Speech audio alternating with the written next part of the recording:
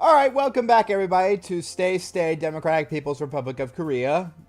It's been a long time since I've actually gotten back to the game, so I hope everything is recording properly, and if not, Future Sean will let you know.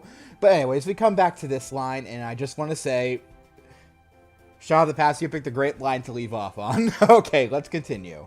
So, after UNG just defended ass men everywhere by, I don't know, saying nobody wants to look at the other side of the boat, we'll just go ahead and say, whatever. Are you coming to check the inside or what? There's art and photos as well as some materials the crew had left behind.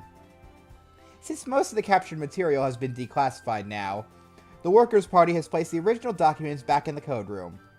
Great. Would be kinda cool to see what the crew was trying to learn. Yuji wastes no time grabbing my hand and dragging me into the inner portions of the ship. On the walls hang mostly paintings and a couple of pictures, each depicting a part of Korea's narrative of the events in 1968. Even just a cursory glance shows that their version of the story is dubious at best. Actually, that's probably doing the word dubious a disservice, since dubious implies a very small chance that there's truth being told. Ouch. Most of what I see is a load of bullshit. Well, staying it plain and simple for the audience, I see. And my cat got up and he wants to leave the room because I'm talking too loud, apparently. Alright, I'm back. Let's continue. Hey, UNG. Do you really think the American ship situated itself right there, just offshore of the mainland like this painting depicts? Of course! You brazen Americans think you can steal right in front of people.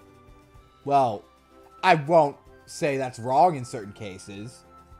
Well, our Navy showed you how we feel about spies in true Korea. Yeah, I'm sorry. We may be brazen, but we aren't idiots. Most of the time. And why the captain of the crew wearing just his, silkies? Oh, I guess that's pajamas. Silkies and a wife beater while holding a half-empty bottle of Grand Style whiskey? Well, maybe that part isn't too off the mark if Gunny isn't any example. But seriously, this painting over there depicts the crew playing shuffleboard. And if the ship was actually invading your coastline, wouldn't they have burned all the documents if they thought there was a chance of being captured? How should I know? It's your country's idea of world's second best navy. You aren't holding much of a standard for the rest of the world. Was Russia's navy a bunch of vodka-drinking bears and rowboats? She doesn't say anything as we walk over to where the very few photos are.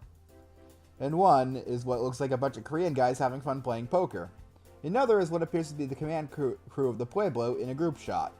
Hey, Yunji, this photo here appears to be a bunch of Koreans playing card games. Children's card games, though? What does that have to do with anything? The ones in the middle are the Americans that were on the ship when we captured it. This photo shows them having a good time with our countrymen, and how well they were treated in captivity as negotiations ensued. Yeah, not seeing it. I don't see any Americans in this picture at all. I mean, yeah, we are a pretty big melting pot of different ethnicities, but there's no way we had that many Asian crew members back then. Hell, I don't even see any black guys in this photo. I mean, not to be silly, but there's no way these are actual crew members. In-game Sean, don't you know, black people don't exist over in the eastern part of the world. Okay, well, there are some rare occurrences, but me and Cameron watch Toku stuff. There's hardly ever any black people in it. He understands. Clearly, you aren't looking hard enough. Those 6 in the middle are absolutely American. I don't think we're going to agree on this. There's nothing to agree to. Facts are facts and the picture says 100 words. We really need to work on your slang. Dropping the subject of why Korea thought it would be possible to pass off their Navy crew as ours, I turned to the group photo. A few of them sitting in a group, like part of an interview or something. These guys actually look like an American crew, so this must be a propaganda photo. Looking closer, I noticed something about the crew members. Something they're doing that changes my opinion on at least these sailors. Those glorious bastards. Way to go, boys. This Marine salutes you absolute madmen. What are you rambling on about now? Look at the sailors in this photo. See how they've all stationed their hands so that their middle fingers are extended towards the camera? That's pure gold. Oh, you mean the Hawaiian good luck sign? Yes, the sailors said they were treated so well that they wanted to extend well wishes to our Navy members. After all, they knew what they did was wrong, but it wasn't their fault. Orders are orders, right? better and better. It appears the Koreans, at least at that time, had no idea the sailors were telling them to fuck off in secret. And even if they found out, they're still telling new generations of military members the Americans lie to prevent embarrassment. I'm tempted to crush this misconception, but then playing along with it might be entertaining as well. Let's play along with it and see how it goes. I'd say I'd end up going to hell if I were to play along with this government-sponsored fallacy. However, I figure North Korea is probably close to the first stage of hell anyway, so why miss it by inches? It's been a long time since that hand gesture was used by Americans. But back during the 60s and 70s, it was really popular. Maybe I misjudged you Americans. I mean, it couldn't have been unpleasant for the sailors to be stuck in a foreign land for months on end. But they made the best of it and offered good wishes to their hosts. Hosts, right. Anyway, hand signals have been pretty popular at different times in American history. It's well known that Ben Franklin gave the first thumbs up after he was made Postmaster General of the United States. Any hand signals being used today? Of course, I'll show you a couple. I split my fingers so that my pointer finger and the middle finger are apart. It's in a V shape. Oh, right, that's the Star Trek thing. That's pretty dexterous of you to do that. What does it mean? Yeah, what does it mean? We kind of stole this one from the Brits and gave it our own meaning. If you show it to someone, it means you wish them well. It's kind of a peace... Oh, wait, no, it's the peace sign, not the friggin' Star Trek sign. I'm an idiot. Really wish I had visual aids at this opportunity, because... bleh. It was popular with a lot of bands back in the 60s. Got any more? Nah, the Hawaiian good luck sign is probably all you'll ever need if you visit me back home. Wow. Okay, well, let's see how the artifacts and documents then. But yeah, let's go see those. Eugene nods. It leads the way to the code room. It looks exactly the same. We enter into the code room of the Pueblo. Doing so, it's like I've been set back into the 1960s. There's a broken black light on the floor, and several accompanying posters on the doors as well. There's some pinup girl posters as well, but it looks like someone took a marker, excuse me. I don't usually like using the term monster in NSFW content because that could mean something completely different, but whatever. I took a marker and drew clothing over the naughty bits. I somehow doubt it was one of the original sailors who did that. I think I see an old lava lamp on the tables as well. Yeah, those Navy guys really were in their own little world, or this is Korea's anti-American Navy propaganda at work. I'm not sure which it is, though. This was the main room where the sailors would attempt to capture Korean government secrets. They attempted to destroy the evidence before they were boarded, but only succeeded partway. What was seized by our sailors was taken immediately and put into a vault, and has only now just been released to a place back in here for viewing. It's over on the counter there. Great. Guess I'll take a look and see what our boys were trying to find out back in 1968. I head over to where Yuji pointed and started rifling through a small pile of documents and binders. There really doesn't appear to be anything too incriminating upon first glance. Most coordinates were ships that was at the time of date, various data on sea wind coordinations. There's a small amount of data on the original leader included, but nothing that wasn't already public knowledge. Okay, maybe the scribble about him having a pathetically small Johnson wasn't public knowledge. Oh, that's rude. But I'm guessing a sailor wrote that in before getting captured as a bit of defiance. There's also a familiar-looking green binder. It's old and discolored, but it's definitely something you could pick up at the post exchange. Guess they haven't updated that model in a few decades or so. Wonder what's inside. Flipping through, I can't help but laugh. Not sure what you find the material of your country spying on us is funny. Care to tell us what you find amusing? This binder doesn't have anything to do with Korea at all. She comes over and takes a look at the contents. Of course it is. Look at all these X's and O's and diagrams. Clearly this is a wall journal that... I already know what it is. That the Navy intended to use to attack Korea. More like this is a war journal that the United States Army intended to use to attack the United States Navy. I don't understand what you mean. Why would your army attack your navy? This war journal is an army playbook for the 1967 football team. Oh. I thought it was just a tic-tac-toe sheet, which would be even better.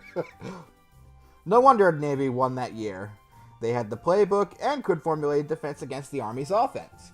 You mean to tell me this is a dumb playbook for your lame American version of football? Pretty much. Guess this is one way to hide the theft. Stick the playbook on a ship out in the Pacific. You could probably get a small fortune from selling this to a collector. This place is starting to lose some of its luster. Can we go home soon? I meander around a bit more, but there's nothing here that's all that damning. I probably could have done without seeing a crew member's molding silkies in the glass cases, though. We did get a late start. How soon will the driver be here? I'll text him and find out. She does so, and a few minutes later her phone vibrates in response. You said it would be about 30 minutes. I go to say something, but my stomach rumbles before I get any words out. It sounds like you're hungry. Yeah, I guess so. Anywhere we can grab some grub around here? There's a meat on a stick cart outside where we arrived. It's not seasoned all that well, but it's cooked properly and should tide us over until we get home. Lead the way, Yoonji. She smiles and grabs my hand, leading me back to where we dropped off. Sure enough, there's a food cart there, offering meat on a stick. This may be the first place I've been that doesn't offer kimchi as a dish. I order a couple of sticks and hand one to Yoonji. You didn't have to pay for mine. I can buy my own, you know. I wanted to, okay? I don't quite understand, but thank you. We eat our meat in silence. When finished, Yoonji turns to me and breathes deeply before speaking. I'm sorry if you were uncomfortable with today's date. I know it can't be easy seeing a symbol of your country sitting captured in foreign waters. It does suck a little, but hey, it's just the Navy's old boat. I still had fun. I'm glad to hear it. I had a good time as well. Yoonji blushes and makes a rough attempt at speaking in English. Your meat is very good. Thank you. I can't help but laugh and smile at her. For all her insults and jabs, she's not that bad. No problem, Yoonji. She smiles and closes her eyes. Minutes later, our driver arrives and we get into the back seat. And a few minutes later, Yoonji's eyes are closed and she's resting her head on my chest. Aww, I think these girls have narcolepsy or something. Or maybe I'm just comfortable to them. Beats me. Guess I'll nap until we get home, too. It's been about an hour since we arrived from our first date expedition in Korea. Date expedition. I like that term for some reason. Yoonji insisted on cooking dinner for everyone, and Jung is in her room writing in her diary. I'm sprawled out on the floor just staring at the ceiling. It's gray. Looks like the roof may have a leak at the top, as I think there's some mold damage. To be honest, I'm a bit bored. I heard that Korea has a thriving nightlife scene. Apparently it's all in Seoul, in what Jung and Yoonji called the occupied area of their country. It appears my friends are from the northern half of the peninsula, and Pyongyang is anything but a nightlife paradise. Quite the opposite. That's pretty much what amounts to a curfew law out here. So instead of knocking back with the ladies, I'm staring at the ceiling. Sighing, I figure I'll go say hi to Jung and make my way to Yoonji's room where I knock on the door. Hi, Jung. How goes the writing? Not so bad. Just trying to keep track of your trip so I can reflect on it for years to come. It sounds nice. Can I take a look at it? Of course not. A woman's journal is sacred. No man should be looking at it. Journal is a pretty sophisticated name for a diary. I suppose so. I guess I just like the world better. Sounds like something an adult would keep, as opposed to a high school girl depicted as being over 18. Well, that seems like an awfully specific example, but I think we get where you're going. So, how can I help you? Well, I'm going to guess we're not allowed outside at night, being, well, Korea. So I was wondering what you and Yoonji do for fun during those times. We read, or listen to the radio, fix each other's hair. Yeah, I guess I could let you mess with my hair, but I doubt you wanted me anywhere near yours. Why not? The only hairstyling experience I have is back from the barracks. And by that I mean giving Sunday night high and tight cuts before Monday morning formation. I'm pretty sure that's an army joke, but whatever. So, got anything else in mind? We do have a couple of board games. Most are for 2 players, though. But I think we do have one our parents had when we were growing up. We could all play together. It's been a while since I played a board game. Yes, it could be fun. You don't sound too enthusiastic at the prospect. It'll be fine! Unless you're really feeling a buzz cut. I'd rather not look like a boy. Like anyone could mistake you for a boy. It's not like you're... It appears Yuji has snuck in on us while we were talking. You better not finish that word. European pop stars. Still, that would have been mean. In-game, Sean, why do you have to be such a meanie? Sean here wanted to play a board game. But we only have one game that's made for more than 2 players. I know, looks like it's time to break it out. First time in ages, I'm so excited. Well, the 2 of you seem pretty high on the idea. Hey, what are we playing? You never said. We'll tell you later. Let's go eat quickly so we can play. Why do I get the feeling it's going to be a game of Monopoly? No. What am I saying? They would not have that over in North Korea. That'd be some sort of Western propaganda. Definitely. Yunji ushers us out to eat dinner. Mostly light fare tonight. Steamed rice, roasted vegetables, along with the usual kimchi. Seems like I get kimchi with every meal. I may end up eating cabbage after this trip. We eat in comfortable silence, and when we're finished, I help Yunji clean up while John goes to fetch the game. While drawing, I can hear Zhang humming from the other room as she sets up the game. She sounds pretty happy. Makes me smile. I've got the board set up for whenever you're both done in there. Dibs on the original leader token. You can't call dibs when we all aren't sitting in the room. That's like calling shotgun before they even bring out all the weapons to choose from. That is not what calling shotgun means at all. Don't care, I call dibs. Fine, I swear you're such a child at times. You're such a little kid, Ash. As if to empathize Jong's point, Yuji sticks out her tongue out at her. Bleh. I could totally imagine that. I walk over and see what almost looks like a familiar game to me. The board...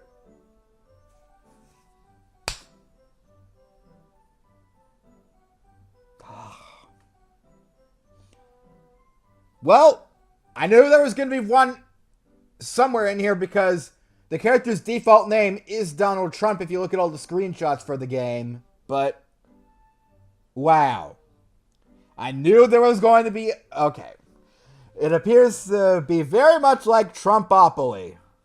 The property buying game based on purchasing overpriced hotel properties in Miami. Okay, alright. Now that sounds like Trump. Upon closer inspection, I find out just how different the game really is. Stay, Democratic People's Republic of Korea, the game of annexation. Take over leadership of countries oppressed by capitalism and convert them to the way of the one true Korea. Wow, I've seen alternate editions of Trumpopoly based on college campuses and popular movies, but this has to be the most offensive ripoff I've ever seen. I don't know, have you seen Black Trumpopoly? That's pretty offensive. As future representatives of the one true Korea, this game is vital to learning how to liberate the world from the shackles of capitalism. Not sure I can agree with that statement, but seeing as there isn't much else on the docket, tell me how to play. The money over there is called the Leader's Trust, in which he entrusts us to use to buy more influence in the world. You roll and move your token, and when you land on a country, everyone pitches in their share to purchase sovereign ground for the Korean embassy. When you own all the countries in a color block, you can start placing consulates. Once you have 4 consulates in your country, you can trade them in for an ambassador. When all the countries in a color block have ambassadors, you convert them into cables. Then comes the fun part. When all the countries in the color block have cables, you roll the Korean occupation dice against the foreign government dice. If the Korean dice is higher roll than the foreign dice roll, you successfully lead a coup d'etat, taking over that region, converting that block to Korean property. You get a bonus to your roll, and the more coveted the color block, the lower the bonus, as it's harder to get stubborn countries to turn. This is not in the spirit of Trumpopoly at all. In fact, it's a little frightening that the point of the game is to lead coups against friendly capitalist nations. Not to mention one other factor. So tell me, what are the victory conditions? Convert all color blocks on the board to Korean control. Seriously? I thought the original Trumpopoly took forever to play. The victory conditions for this game are practically unreachable without playing for hours on end. Stop whining, Yankee Doodle. The average playing time is only a mere 17 hours. Not counting bathroom and meal breaks. Sorry, make that 19 hours. We're not really going to play for 19 hours straight, are we? Maybe we can play a shortened version tonight. Stop after a couple of hours. After all, we all need our sleep to be energized for tomorrow's date. You guys know that's not how you use that word in America. And here I thought no soldier would complain about going out on dates with 2 girls. You're not one of those, how do you say, don't ask, don't tell, are you? First of all, no. And we did away with that policy back in 2010.